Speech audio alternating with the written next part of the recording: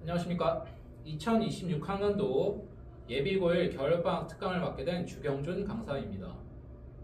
공통수학2 실력과 심화반을 맡게 되었고요.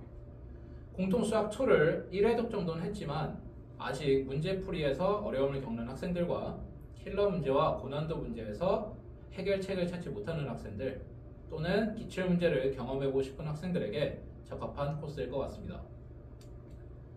먼저 제 소개를 드리겠습니다. 저는 고려대학교 신수종업부를 졸업하고 난 뒤에 현재는 개념상상대치관에서 고등수학 강사로 재직 중에 있습니다. 여러분들이 새로운 목적지로 향하게 될 때 지도 앱을 킨 다음에요. 최적의 경로가 어디인지를 계산하게 됩니다. 중간에 시간은 얼마나 걸리는지, 또 어떤 경로를 통해서 가야 하는지, 또 어떤 운송수단을 타서 가야 하는지를 선택을 하고 난 뒤에 그 길로 향하게 되죠. 수학 문제풀이도 마찬가지입니다. 그런데 많은 학생들이 이런 과정을 거치지 않고 수학을 풀게 됩니다. 학생들이 목적지, 다시 말하면 정답지가 어디인지 명확하게 구분하고 난 뒤에 어떤 개념과 또 어떤 풀이법을 통해서 가야만 가장 쉽고 또 빠르게 또 정확하게 풀 수 있는지를 구분할 줄 알아야 합니다. 앞서 말씀드린 대로 그런데 많은 학생들은 본인의 목적지가 어디인지도 명확하게 구분하지 않고요. 일단은 무작정 길을 나서게 마련입니다. 쉬운 문제라고 얘기하는, 다시 말하면 목적지가 좀 가깝고요. 또 거기까지 가는 게 눈에 보인다면 사실 어떤 경로를 통해서 가든 시간적으로나 경로상에서 크게 차이가 없을 것 같습니다. 그런데 소위 말하는 중상난도 문제 같은 경우에는요, 그 목적지가 꽤나 멀고 또 눈에 보이지 않기 때문에 지름길로 향하는 학생들과 그리고 삥 돌아서 가는 학생들, 그리고 중간에 가다가 길을 잃는 학생들도 많을 것입니다. 그래서 제가 내비게이션처럼 학생들에게 최적의 경로를 개선하여 주고 난 뒤에 그 방법을 소개를 하고 그리고 그 이유를 이야기를 해줘서 학생들이 스스로의 힘으로 시험장에서 문제를 풀어낼 수 있는 힘을 기르도록 지도하겠습니다. 그럼 본격적으로 공통수학2 단원 구성에 대해서 말씀을 드리겠습니다. 공통수학2는 총 3개의 대단원으로 구성이 되어 있습니다. 첫 번째는 도형의 방정식입니다. 학생들이 중학교 2학년 2학기와 중학교 3학년 2학기 때 도형의 성질에 대해서 배웠을 텐데요. 이 도형들을 가지고서 직선과 원이 주로가 되는데요. 이것들을 좌표평면 위에 올려서 우린 식으로 분석해보는 작업을 거치게 됩니다. 사실 직선과 원을 다루기 때문에 도형 자체는 익숙한 편입니다. 식이 이제 추가가 되는데 그 식이 아주 복잡하진 않기 때문에 학생들이 개념 난이도는 그렇게 높은 편은 아닙니다. 하지만 문제의 구성은 굉장히 다양합니다. 문제의 난이도도 높아지게 되고요. 왜냐하면 학생들이 아까 말씀드린 대로 익숙한 도형을 다루게 되면 그만큼 그 도형에서 써먹을 수 있는 개념들이 많다는 얘기입니다.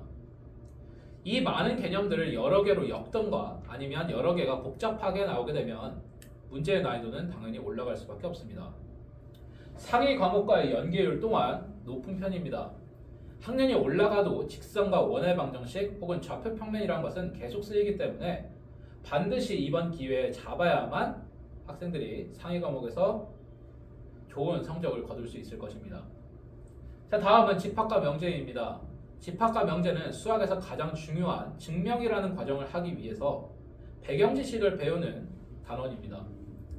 생소한 표현들이 나오게 되고요. 또 익숙하지 않은 용어들이 나오게 되면서 개념 난이도는 사실 높은 편입니다. 받아들이기 힘든 학생들이 많기 때문인데요. 그런데 문제 난이도는 아까와 다르게 반대의 성향을 띠고 있습니다. 문제는 사실 생소한 개념에 대해서 쓰기 때문에 문제의 유형 자체도 그리고 발전될 수 있는 가능성도 크게 많지는 않습니다. 정형화되어 있는 문제의 형태를 가지고 우리는 익숙하게 연습을 시키면 극복할 수 있는 단원이고요. 상위 과목과의 연계율도 그렇게 높지는 않은 편입니다. 해봤자 집합의 표현 등 정도가 쓰이게 되는데 그거는 집합의 시작점이기 때문에 학생들이 그렇게 어려워하지는 않습니다. 자, 마지막은 이제 함수입니다. 함수는 중학교 2학년 1학기 때 1차 함수와 중학교 3학년 1학기 때 2차 함수라는 새로운 함수들을 접하게 되었을 텐데요.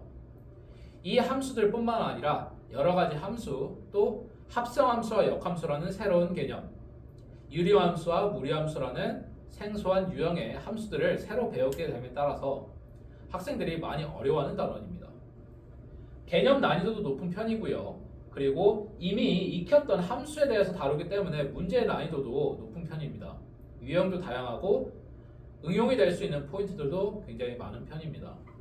상위 과목과의 연계율도 굉장히 높은 편이죠. 1년의 단원들을 살펴보시면 3개의 단원이 모두 접점이 딱히 없는 상황입니다. 그래서 공통수학 2를 학생들이 접하게 되면 개개인별 편차가 심한 편이에요. 도형의 방정식이 어려운 학생들도 있고요. 생소한 용어들이 받아들이기 쉽지 않아서 집합과 명제를 어려워하는 학생들도 있고, 함수 단원은 대부분 어려워하는 편이긴 한데요. 그러니까 본인의 약점 단원을 명확하게 구분을 지어서 그거에 맞는 공부법을 택해야만 공통수학 2를 정복할 수 있을 것 같습니다. 자, 다음은 공통수학 2를 극복하기 위해서 어떤 수업 방식을 택하는지를 말씀을 드리겠습니다. 사실 공통수학 2를 선행을 했던 학생들을 대상으로 하기에 모든 개념을 자세하게 다루지는 않을 것 같습니다. 문제에 쓰이는 핵심 개념들, 또 응용이 될 수 있는 핵심 개념들만 꼽아서 학생들이 접하게 될 것 같고요. 그리고 단편적으로 찢어있던 지식들을 하나의 스토리로 엮는 과정을 통해서 학생들의 시야를 넓게 할 생각입니다. 학생들이 실제로 문제풀이를 해보게 되면요, 어려워하는 포인트가 이 개념을 사용해서 이렇게 문제를 푸는 거야 라는 정도는 익숙해져 있지만 왜 그 개념을 사용해야 되고 왜 이 풀이법을 사용해야 되는지 유형별로 정리가 안 되어 있는 경우가 많습니다. 저는 이것을 학생들에게 왜 라는 질문을 꾸준히 함으로써 스스로 생각하는 힘을 기르게 할 생각입니다. 자, 그러면 유형별 문제풀이가 끝나면 이제 어느 정도 고난도 문제풀이를 할 시간입니다. 저는 고난도 문제풀이를 할 때 학생들에게 분석수학이라고 부르는 새로운 방식을 도입을 하겠습니다. 어려운 문제는 여러 가지의 단서들이 얽혀 있어서 학생들이 어려워하는 편입니다. 하나의 실을 가지고 실타래를 만든다면 풀기 쉽지만 여러 개의 실을 엮어서 실타래를 만들면 실제로 풀기 어려운 것처럼 학생들은 이 여러 개의 실이 얽혀 있는 실타래를 통으로 볼고 한 번에 풀려고 하기 때문에 어려움을 겪는 것 같습니다. 그래서 분석수학이라고 부르는 방법에서는 하나하나의 단서를 전부 쪼갠 다음에 각각 단서의 의미와 그리고 우리가 접할 수 있는 풀이들을 앞에서 배웠던 유형별 문제풀이법을 통해서 풀이를 정리를 해서 그거를 하나로 엮는 분석수학을 거치게 됩니다. 구조화 작업이라고 부르기도 합니다. 자, 다음은 셀프 피드백인데요. 사실 이런 구조화 작업 혹은 분석수학이 쉽지는 않을 것입니다. 그렇기에 학생들에게 제가 보여주고 난 뒤에 학생들이 직접 분석수학을 접해보고서 그 방법을 택해서 풀어보고 제가 그것을 직접 소통해서 방법을 고쳐주는 그런 피드백 과정을 거치게 될 것 같습니다. 자, 그러면 고난도 문제풀이까지 끝났다면 이제 기출문제를 조금 맛볼 시간입니다.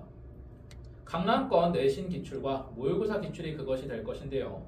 사실 고난도 문제를 풀었다고 해서 기출문제를 바로 풀 수 있지는 않습니다. 해서 제가 기출문제 자료집에서는 저의 코멘트가 달려있는 자료를 제공을 해서 학생들이 그것을 보고 난 뒤에 문제를 풀고요. 그리고 어느 정도 이제 실력이 올라왔다면 그 코멘트를 가려두고 학생이 스스로 생각하는 힘을 기르게 할 생각입니다. 그리고 난 뒤에는 딥디깅이라고 부르는 학생들이 시간을 충분히 사용해서 본인의 문제점이 뭔지를 파악하는, 그래서 저하고 소통하는 과정을 거치게 됩니다. 이 일련의 과정들을 통해서 학생들이 시험장이라는 특수한 상황에서 스스로 풀어낼 수 있는 힘을 기르게 하는 과정이라고 보시면 될 것 같습니다. 자, 다음으로는 간단한 커리큘럼입니다. 특강은 월요일과 수요일, 금요일 1시 반부터 5시 반까지 진행이 되고요. 주 3회로 진행이 되면서 총 12회차에 걸쳐서 1월 12일 날 개강해서 2월 13일에 종료되는 일정입니다. 중단원별로 하나의 회차로 구성을 해보았고요. 중간에 두 번의 평가를 통해서 학생들이 본인의 위치와 또 학업 성취도를 판단할 수 있는 자료로 쓸 예정입니다. 평가를 하고 난 뒤에는 당일날 바로 개별 피드백을 할 생각입니다.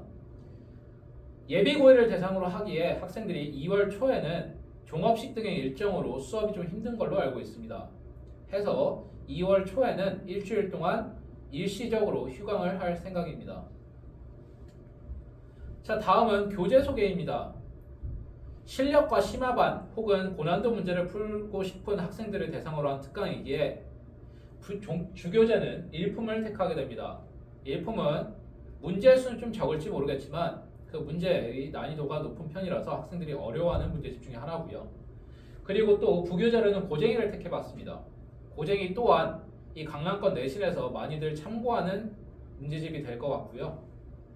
문제가 좀 어렵기 때문에 사실 고쟁이를 모두 소화하지는 않고요. 중간에 문제를 꼽아서 풀게 되는 과정을 거치게 될 것 같습니다. 마지막으로 이제 기출문제가 수록되어 있고 제 코멘트가 달려있는 자체 교재를 제공해서 학생들이 기출문제에 대한 연습도 할 수 있도록 노력해 보겠습니다. 다음은 제 수업을 직접 들었던 학생들의 후기입니다. 첫 번째 학생은 제가 중3 때 이제 만났던 학생인데요. 처음에 만났을 때는 수학을 못하는 편도 아니고 잘하는 편도 아닌 학생이었습니다. 실제로 학생도 중학교 저학년 때는 수학을 좋아하기도 하고 또 잘하기도 해서 성적이 잘 나오는 편이었는데 학년이 올라감에 따라서 개념이 어려워지고 또 문제가 어려워지면서 흥미도 잃게 되고요. 성적도 낮아지면서 실제로 자신감도 많이 하락되어 있는 상태에서 만났습니다. 저하고 선행을 하게 되었는데 선행을 하면서 많이 고쳐졌다 생각했습니다.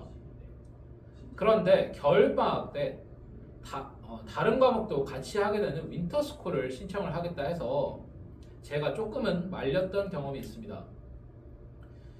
겨울방학이 길지 않은 시간이고 또 아직 영어와 수학이 제대로 잡혀있지 않은 학생이었기 때문에 겨울방학 중간에 영어와 수학에 집중하는 편이 어떻겠느냐 제안을 했었는데 학생이 타 과목에 대한 불안감 때문에 결국엔 윈터를 입성을 하게 됐습니다. 윈터가 끝나고 난 뒤에 3월부터 다시 제 수업에 합류를 했는데요. 사실은 우려했던 대로 수학에 대한 개념이 완벽하지 않은 상태였습니다. 또 자신감도 다시 하락되어 있는 상태였고요. 그래서 3월부터 아까 말씀드렸던 대로 분석수학과 구조화 작업을 통해서 유형별 문제 풀이법을 정립을 시킨 뒤에 학생의 개념을 탄탄하게 해서 결국에는 내신에서는 다행히도 2등급 정도 수준의 성적을 받게 되었습니다. 두 번째 학생은 이제 이번 연도 2026학년도 수능을 치게 된 고3 학생이었습니다. 처음에 만났을 때는 고2 때 제가 만나게 되었는데 이때 학생이 좀 양치기라고 부르는 문제를 많이 풀면서 문제들로 학습이 된 그래서 기계적으로 문제를 풀게 되는 학생이었습니다. 그래서 제가 이 방법을 고치기 위해서 분석수학이라는 걸 통해서 여러 가지 방법을 채택을 하고 그 방법 중에서 가장 최적의 방법이 무엇인지 본인이 선택할 수 있는 힘을 기르게 했는데 사실은 3등급이라는 성적이 만족스럽진 않을 수 있습니다. 그런데 이 학생은 애초에 목표가 3등급 수준이었고요. 처음에 만났을 때 모의고사나 내신이 5등급 수준이었기 때문에 본인은 3등급 정도면 만족한다. 그것을 목표로 공부를 하겠다 해서 그렇게 전략을 세웠던 겁니다. 이 학생을 공부를 시키면서 제가 들었던 생각이 무엇이냐면 더 높은 성적을 받을 수 있으면 좋겠지만 어떤 상황이 됐건 3등급은 무조건 받을 수 있겠다라는 자신을 얻게 되었습니다. 여러분 시험에서는 저점 방어가 굉장히 중요한 편입니다. 어떤 상황에 걸치게 되든 본인의 노력을 그리고 능력을 충분히 발휘할 수 있는 힘이 굉장히 중요합니다. 그래서 이 학생은 결국에는 3등급이라는 수준의 성적을 받게 되었고 본인도 만족한다고 연락이 왔던 편입니다. 두 학생 다 후기를 보시게 되면 여기 이제 빠르게 풀 수 있는 방법, 또 실전에서 풀 수 있는 방법, 또 다양한 풀이법을 소개를 한다. 또 두 번째 학생도 문제를 풀 때 여러 가지 풀이 팁을 알려줘서 그것을 실제 시험에서 적용할 수 있었다라고 얘기를 했습니다. 이 모든 것들이 분석 수학을 통해서 여러분들에게 제시를 할 예정입니다. 자, 그 다음은 학부모님들과의 상담 내용입니다. 물론 유선을 통해서 전화를 하는 경우도 있지만 여의치 않다면 문자를 통해서 학생들의 현 상황과 그리고 문제점을 타파할 수 있는 해결책들, 학생들의 노력들, 그리고 가정에서의 지도 부탁 등을 학부모님들과 소통하는 편입니다. 공부라는 것은 강사가 학생에게 일방적으로 전달하는 것이 아닌 학생과 학부모와 그리고 강사가 삼위일체로 노력하는 과정이라고 생각을 합니다. 해서 강사는 학생의 문제점이 무엇인지 정확하게 판단하고 또 그에 걸맞는 자료를 만들므로써 최적의 방법을 소개를 하게 될 것입니다. 자, 여러분 고등학교 내신은 겨울방학 때 결정된다는 얘기가 많습니다. 겨울방학은 역전의 기회라는 이야기도 많습니다. 그런데 다른 학생들이 역전의 기회라는 것은 여러분들에게는 역전당할 위기이기도 한 것입니다. 하여 위기를 기회로 바꾸고 또 여러분들이 조금 더 높은 위치에서 조금 더 유리한 위치를 선점하고 고등학교 내신에 들어간다면 좋은 성적으로 만족하지 않을까 싶습니다. 해서 바쁘지만 알차고 그래서 뿌듯한 겨울방학을 이곳 개념상상에서 보장하겠습니다. 감사합니다.